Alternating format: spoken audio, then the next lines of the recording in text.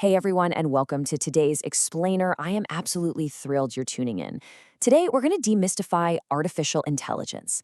We hear the letters AI thrown around literally everywhere these days, and honestly, it can sometimes feel a little like magic, or maybe even a little intimidating. But I promise you, by the time we wrap up today, you're going to see exactly how this technology actually works. We're going to strip away all that confusing jargon, look at the core mechanics, and most importantly, you're going to walk away understanding exactly why you, the human being, are still very much the boss of this whole operation. All right, let's dive right into this because I know exactly where a lot of our collective anxiety comes from. For most of us, our very first introduction to artificial intelligence was through those massive 1990s blockbusters, right? Think The Terminator or The Matrix. In those movies, AI was the ultimate villain, waking up, getting super smart, and turning against humanity. And it wasn't just Hollywood. Brilliant minds like the late Stephen Hawking actually warned us about the potential dangers of AI rising up. So it is completely natural to feel a bit uneasy about it. But here's the thing. For nearly 20 years after those movies came out, AI made very little real-world progress. We were all sitting around waiting for this sci-fi monster, but the reality we eventually got is actually much simpler and honestly a whole lot less scary. At the end of the day, AI is fundamentally just a highly capable tool. And this tool is no longer stuck in some far-off sci-fi future. It is everywhere right now. AI is seamlessly woven into our daily lives. I mean, you interact with natural language processing AI whenever you ask a question to Siri, Alexa, or ChatGPT. AI is hard at work behind the scenes, deciding exactly what content pops up on your Facebook and Instagram feeds, but it's making serious, real-world decisions too. It's approving bank loans, it's calculating insurance premiums, it's even helping doctors diagnose complex medical diseases.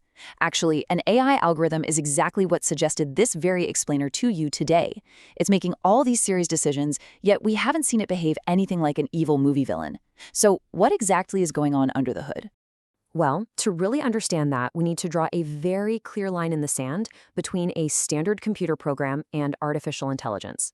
Now, for decades, computers have been incredibly good at math. If you give a standard computer program the exact instructions to multiply 1,230 by 2,480, boom, it does it instantly. But it's only following predefined instructions, exactly as a human programmer wrote them. If that standard program encounters a situation it wasn't explicitly programmed for, it just fails, it crashes. Artificial intelligence is an entirely different ballgame. AI is what happens when a computer learns to recognize patterns and do something entirely new, something we didn't give it exact, step-by-step instructions to do. Instead of just following rules, it learns from data. And this brilliantly illustrates exactly how that pattern matching actually works. Think of it like a giant matching game you might play with a 10-year-old. Imagine we want our AI to identify a bird. We don't sit down and write thousands of lines of code describing every single bird species on Earth. That would take forever. Instead, we just define some basic features and assign a mathematical weight or point value to them. We might tell the AI, hey, if you see wings, that's worth 30 points. Feathers, another 30 points. A beak gets you 20, and 2 legs gets another 20. Add it all up, and that equals a 100% score. So if we show the computer a picture of a crow, it easily spots all those features, calculates a perfect 100% score, and confidently declares, yes, this is a bird. But what happens when it encounters something a little weird, like a penguin? A penguin doesn't have typical fluffy feathers or traditional wings. Its wings look a lot more like arms, right? So the AI does its math, but it only finds the beak and the legs. It scores it a 40% and says, nope, not a bird. Now, this right here is the absolutely crucial moment. A human steps in and corrects the program, saying, actually, hold on, you made a mistake there. That penguin is definitely a bird. The AI receives this feedback and automatically adjusts its internal math weights to account for this new information. Over thousands and thousands of these human corrections, it refines its math until it can accurately identify birds it has literally never even seen before. We call this constant, repetitive loop of guessing, failing, being corrected, and adjusting, training. Now, I really want to pause here and emphasize something incredibly important. Even after seeing millions of pictures and getting perfectly accurate at its job, the AI does not actually understand what a bird is. What you or I understand when we look up and see a living, breathing creature flying through the sky is fundamentally different from what the machine experiences. To the AI, a bird is quite literally just a cluster of numbers, weight values, and mathematical probabilities. There is zero inner awareness, no mind, and absolutely no deep comprehension of reality. It is just incredibly fast, highly optimized math. Now, you might be wondering, okay, if the basic concept of AI has been around since those 90s movies, why did it suddenly explode in capability just recently? Well, it comes down to two things: massive leaps in computer processing power and you. That's right, you and millions of other people. You see, the rise of social media created an absolute explosion of data.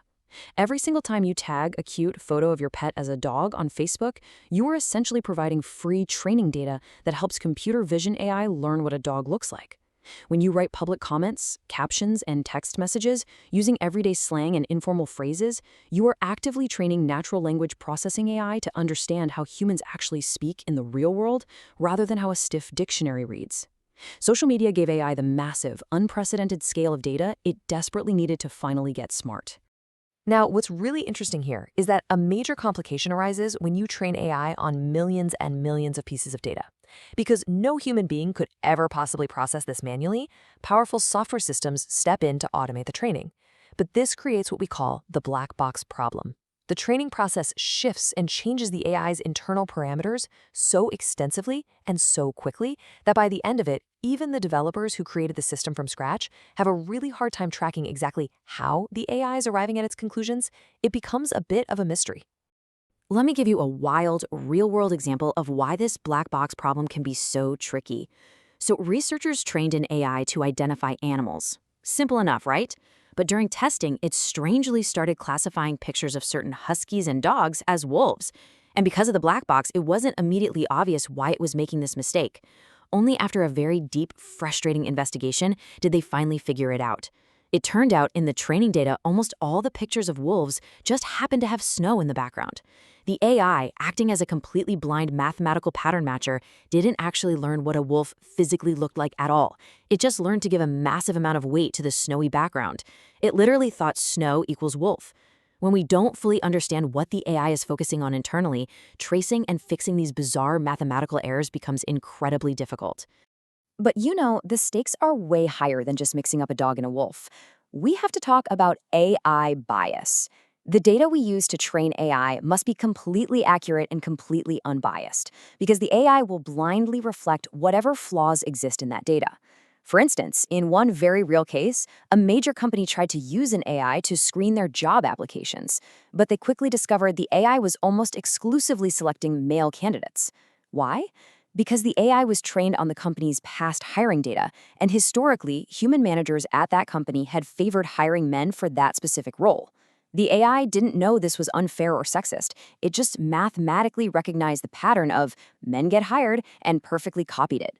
So whether it's gender bias, skin color, or religious prejudice, if we aren't incredibly careful with our training data, we are literally just teaching our machines to automate our own human flaws. So the crucial point here, and this really hits the nail on the head, is that when an AI makes a mistake, whether it's misdiagnosing a serious disease or showing obvious bias in a hiring process, it has absolutely no idea that it made a mistake. It doesn't feel an ounce of regret. It doesn't toss and turn at night feeling guilty. It doesn't have a moral compass. It doesn't know right from wrong. It is purely 100% just executing the mathematical patterns it was trained on. And honestly, that brings us to the most empowering takeaway of this whole explainer. Because AI completely lacks consciousness and self-awareness, human supervision is absolutely non-negotiable. We can't just set it up and walk away. We must be the ones to carefully curate and provide that unbiased training data. When the AI fails, we must be the ones to step in, correct its parameters, and say, no, that's wrong. We have to continuously monitor its decisions to ensure fairness and neutrality. Ultimately, the AI is just a tool, and we are the ones who have to decide what behavior is acceptable in our society. We are the boss of the machine, not the other way around. So let's wrap this up with a final thought.